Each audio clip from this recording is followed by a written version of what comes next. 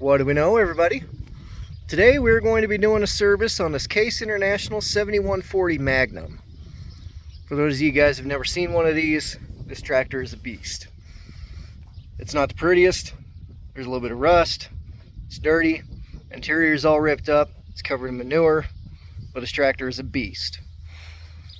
As far as field work goes, its primary duties now are just to disc up the ends during harvest so that the grain cart and the semi have a nice level place to go on.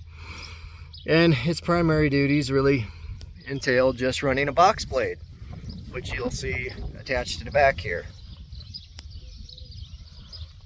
Runs around the feedlot area, drags manure out of the drains, gets them up, turns it over, dries it, smooths things out, drags driveway, drags the yard, makes sure everything's nice and smooth. Fantastic tractor, great tractor, old tractor. Used to be the primary planting tractor, and then the farmer upgraded. But I'm going to show you guys a few basics about this as I service this. I'm going to take you along for the ride and show you everything I do. Alright, so the first thing that we got to worry about is getting this hood up. Newer tractors, you got your release right up in here, whether it's a push button or a regular pull latch, and then it lifts from the front, goes up. This one is different.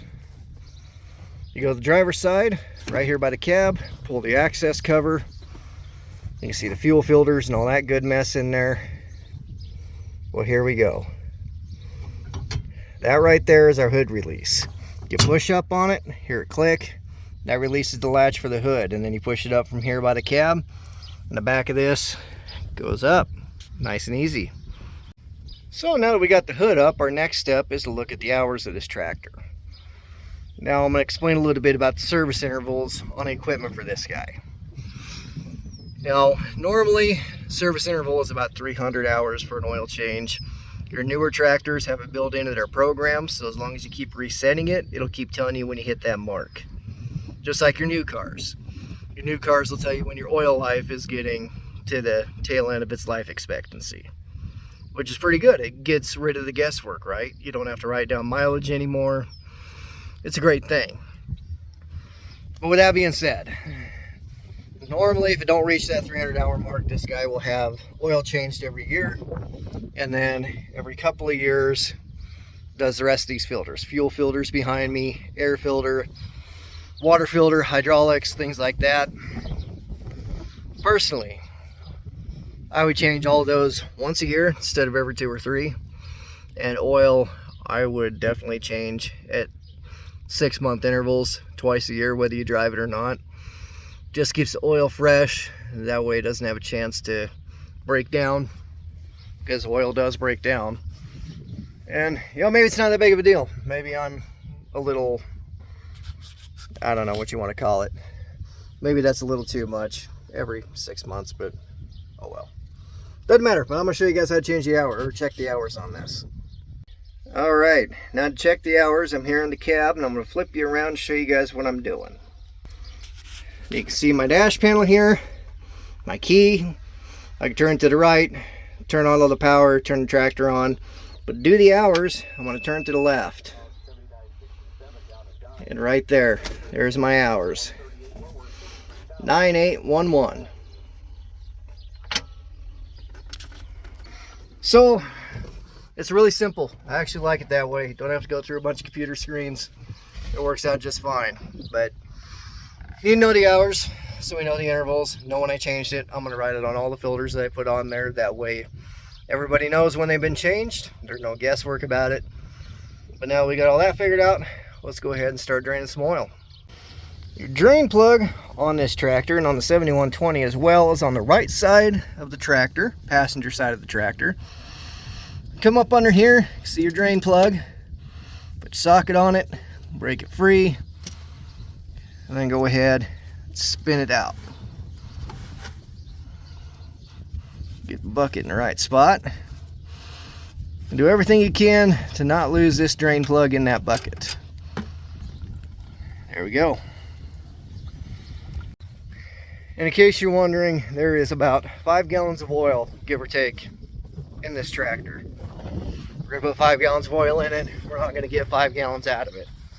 Some of it stays in there, some of it goes to the filter. So 5 gallon bucket will hold it. Okay, so next order of business after we get that oil started to drain, I'm going to pull this access cover off over here on the right side. This whole piece right here comes off. That's really, really simple. So all you're going to do to pull this off, come under here, pull. And this thing will lift up and it will come off of that. And it will come off of, where are you at here? That one. And then it will slip out from behind this front piece here. Really, really simple. And now you can see how much access we have. You can see our oil filter right here, covered up, all sorts of mess. Water filter right here. But that gives us room to do everything, so we don't have to fight with anything, don't have to get underneath of anything. Really, really simple and easy, and I like it that way. Now, I showed you all that, I told you all that, but we're not starting over there. We'll get the oil started draining, and I'll show you where the filters are, take that piece off, but I saved that for the end, because what we're going to start with is actually the fuel parts. And I'll flip you around, I'll show you exactly what I'm going to be doing. So I'm going to explain all of this, what I'm going to be doing, and the order I'm going to be doing it in. But the first thing I'm going to do is I'm going to go and I'm going to pinch off both these fuel lines here. I'm going to replace this inline filter.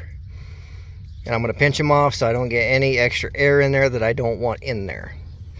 Then next thing I'm going to do is I'm going to go ahead and do both of these filters. I'm going to do this one, pull this one off first. Then I'm going to pull this one off. Then I'm going to fill this one with diesel, put it on, fill this one with diesel, and then put it on, all hand tight. And then you can see this button here, that guy is our primer.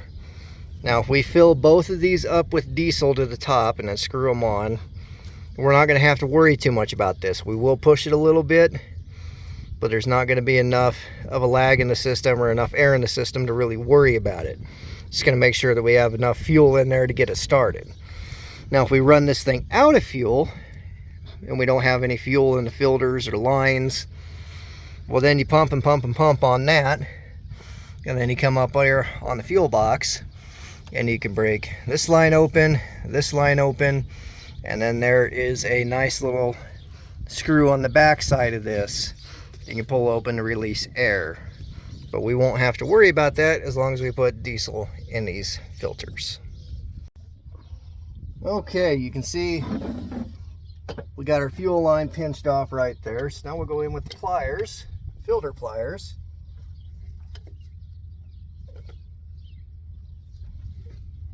And these have been on here for a few years. We'll go ahead and get that loosened up.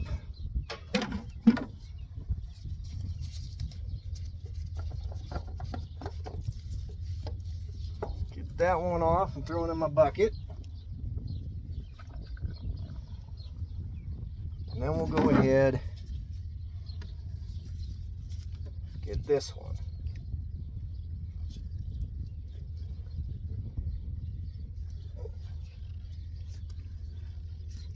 There we go.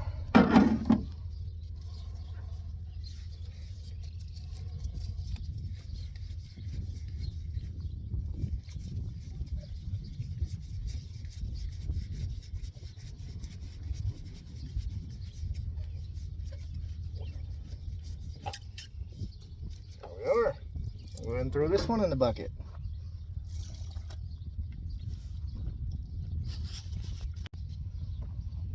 Now I went and I loosened the clamps here on this little filter.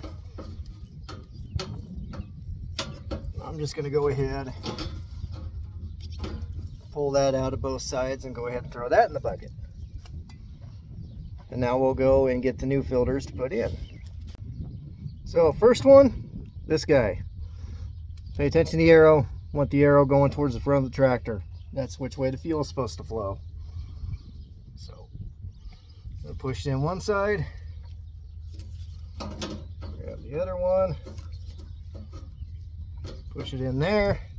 Then all I got to do is cinch my clamps up, which I'm going to go ahead and do here momentarily, and then we'll start with the other ones. So this is the first filter that we're going to put on. You can see the water separator on the bottom, but it gives you instructions on how to load that thing up before you put it in.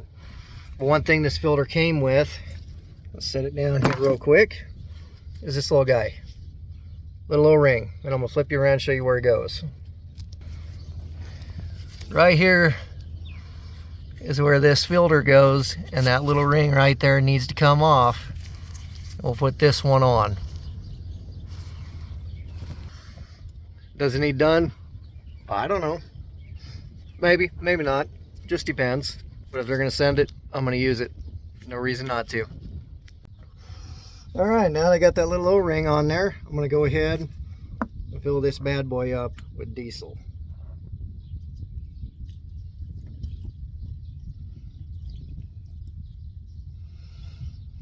I'm also going to make sure that I got a little bit on that O-ring.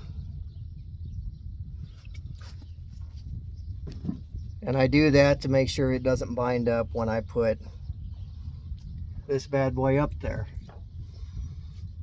I overfilled it just a touch, did that intentionally.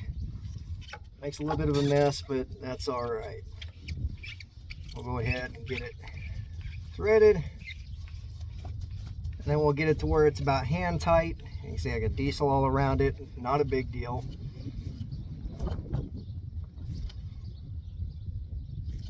Get that hand tight. Take my rag. We're going to go ahead and clean that off all the way around.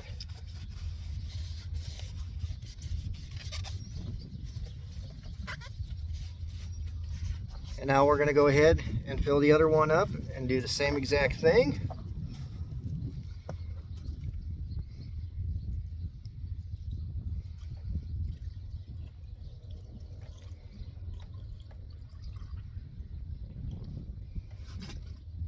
And there we go.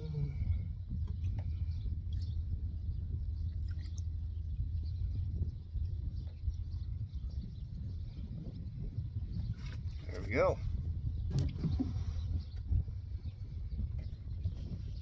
Go ahead and wipe around the filter. We're going to go ahead and run in here.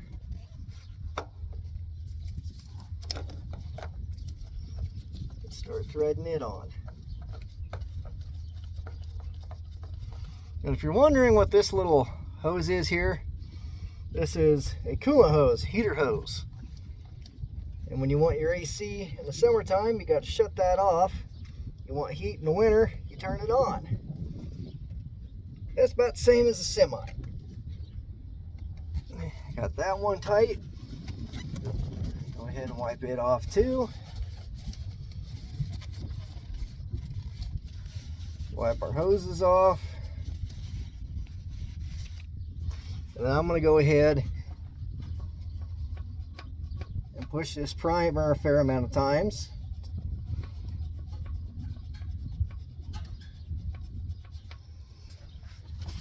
And now we got this side done. So now all we got to do is go over the other side, clean that stuff up, and change the oil filter and the water filter. Alright guys, I got something that I want y'all to see. That's supposed to have 5 gallons. That's about 2.5 right there. You can see we've been leaking some right out of here. That filter's supposed to be white. So check your oil.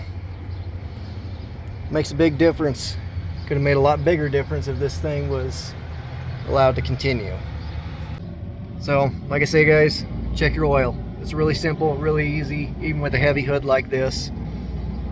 And you know, just one of them things. Still had oil in it, so that's good. It doesn't run hard, so that's good too, but it is what it is. So I guess we'll go ahead and pull this filter off, clean up around the housing, get the new filter ready to go, then we'll worry about the water filter, and everything will be peachy.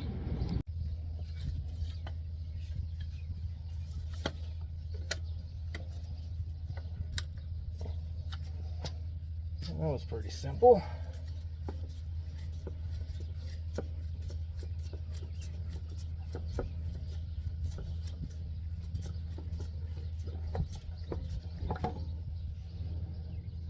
Yeah, there wasn't much oil in this filter either, which is good and bad.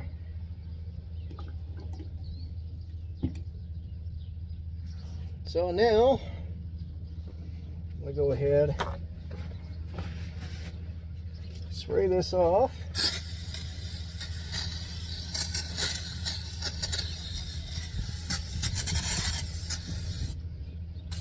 Spray everything in here that I can.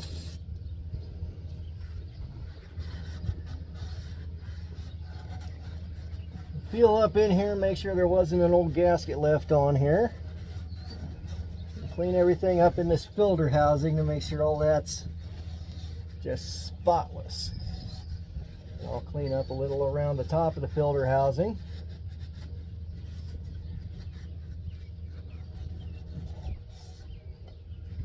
There we go. Now, next order of business.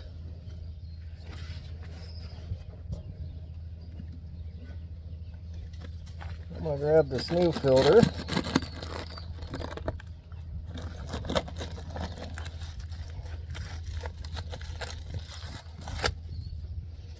Make sure my gasket seats in there nice on the top. Sometimes they want to pop out. Also make sure my center gasket is in. Not going to come out.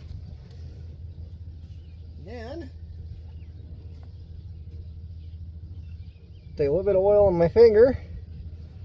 I'm going to run it along top of this filter gasket. I don't need any oil inside of this filter because there's still some oil in the engine.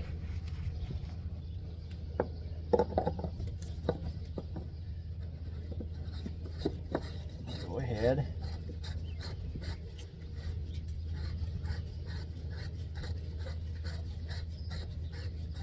We're going to make sure that this ring here seats up inside this housing too. Once in a while it'll get off to the side and it'll pinch and it'll leak out of there, and that might have happened last time on this.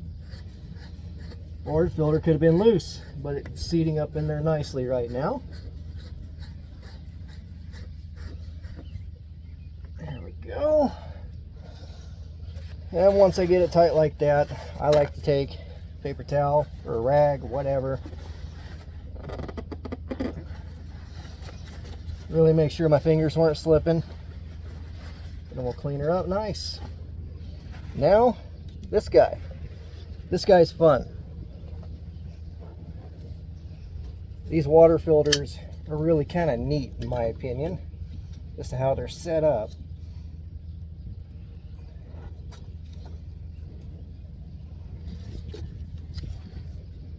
Go.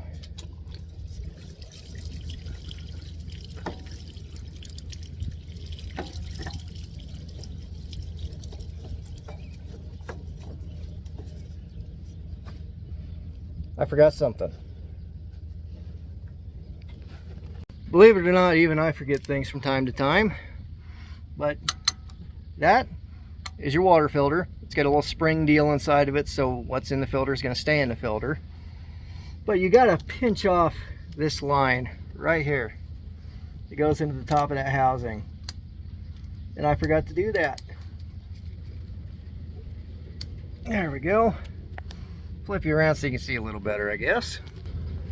Now, what you can see right in here goes up the radiator. Got to pinch that off. And then that should not leak. So, you know, rookie mistake. I shouldn't say rookie mistake, but mistake nonetheless. But you can see now we're not leaking. Just residual in there's coming out. You can see inside this filter, there's a little spring in there, so when it gets pressure in it, it'll spring down. Really cool thing. And I'm gonna run over, grab the new one, we'll get her on. Alright, I got our new filter. See, I got all my gaskets in there. This guy here in the center. If I can get them out. There we go. There's a plug. So now we can go ahead, lube up this O-ring a little bit with some coolant that was there, and we'll go ahead, same as the others, just hand tight, and we'll go ahead and wipe off everything around it. Give her another little twist, pull off my hose clamp pliers, or my hose pincher pliers. There she goes. And now that's good to go. So now that we got all them filters on, even with my little screw up, which don't happen often, believe me, we're gonna go ahead and pull this cap off right here, put our funnel in there, and we're gonna put our 5 gallons of oil in and make sure everything works. One thing that I forgot to mention that I think goes without saying, put your drain plug in before you fill the oil in it, or you're gonna be very, very disappointed and make a very big mess. Like I say, I don't think I gotta say it, but you never know. Last thing I'm gonna do though is the air filter. This is a 2-piece filter system. You got a primary and you got a secondary. I can get the primary outer one, but the secondary one I'm still waiting on, but I'm gonna go ahead and throw the primary one on there just to help it out. And the secondary one isn't always that big of a deal depending on how bad it is, but just one of them deals, guys. All right, now that I got that air filter in, double checked everything, we're gonna go ahead and fire this thing up, make sure everything works.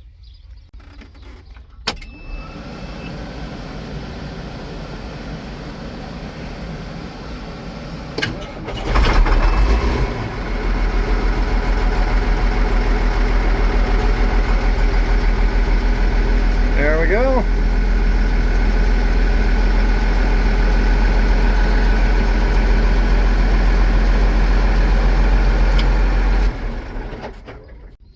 Just like that. It's pretty simple. So, not that hard to do. A lot of little things go into it. If you know the right way to do things, it will go really, really smooth. Biggest obstacle is usually the fuel filters. If you do them right, don't have to worry about priming anything. It all works. So, keep that in mind. Check your oil. You don't want to end up like this. And when you're doing that water filter, don't get ahead of yourself like I did, and make sure you pinch off that line going in the top of that housing. Everything else is pretty self-explanatory. So hope you guys enjoyed being along for the ride. I like making these videos, but I'm going to go ahead, clean everything up. I'm going to mark the dates and the hours on all these filters, close everything up, and get on out of here. So as always, guys, I thank y'all for watching.